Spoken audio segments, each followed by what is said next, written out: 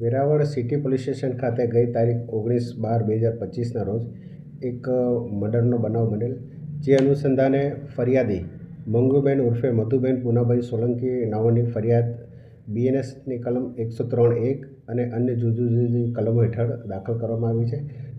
જે ફરિયાદ કુલ 6 આરોપીઓ વિરુદ્ધ દાખલ કરવામાં આવી છે, જેમાં આરોપી તરીકે મુકેશ બધા, સંજય બધાની પત્ની ચંદા, મુક્તા કાના, મુક્તાનો દીકરો સુનિલ કાના તથા મુક્તાનો જમાઈ સાહિલ સોલંકી વિરુદ્ધ ફરિયાદ દાખલ કરવામાં આવી છે. આ બનાવની હકીકત એવી છે કે જે ફરિયાદી છે મંગુબેનના પતિ પુનાભાઈને મંગુબેનના ભાઈ સંજયભાઈ તથા એની બહેન મુક્તા સાથે લગભગ 20 દિવસ પહેલાં માથાકૂટ થયેલી. જે માથાકૂટના કારણનું મન દુઃખ રાખી આ લોકોએ ગઈકાલે વહેલી સવારના જે મરણ જનાર છે પુનાભાઈ, એ પોતાના ઘરેથી શાક માર્કેટે જવા નીકળેલ તે વખતે રસ્તામાં આ લોકો સાથે મળી અને એમને માથાકૂટ થયેલ અને આ જે 6 ઈસમોએ એક સાથે મળી અને તેમને પુષ્કળ માર મારેલ, જેના કારણે તેઓ ગંભીર હાલતમાં સિવિલ હોસ્પિટલ ખાતે પહોંચેલ, જ્યાં ડૉક્ટરશ્રીએ તેઓને મરણ જાહેર કરેલ. આ બનાવમાં હાલ પોલીસે કુલ 4 આરોપીઓને રાઉન્ડ અપ કરેલ છે અને તેઓની હાલ અટકની કાર્યવાહી ચાલુ છે, જેમાં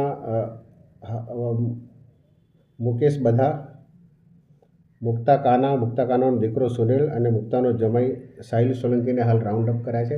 તેમજ અન્ય જે 2 આરોપી છે સંજય બધા અને તેની પત્ની ચંદા, તેઓ હાલ ફરાર છે. તેઓને ધરપકડ માટે હાલ પોલીસની અલગ અલગ ટીમો કાર્યરત છે અને હાલ અત્યારે આ 4 આરોપીઓને પોલીસે રાઉન્ડ અપ કરેલ છે. મર્ડરમાં કોઈ હથિયાર કે એવું કંઈ વપરાયેલું? આ જે બનાવ બન્યો છે એમાં આરોપીઓએ પથ્થર વડે આરોપીને ઢીંચણથી નીચે ઘૂંટી સુધી અને બંને હાથમાં માર મારેલ છે, જેના કારણે આરોપીનું મૃત્યુ થયું છે. આરોપીઓ ઉપર કોઈ અગાઉ ગુના થયેલા છે? હાલ અત્યારે આરોપીની કોઈ એવી ગુનાહિત વિગતો આવી નથી. હાલ જે આરોપી છે,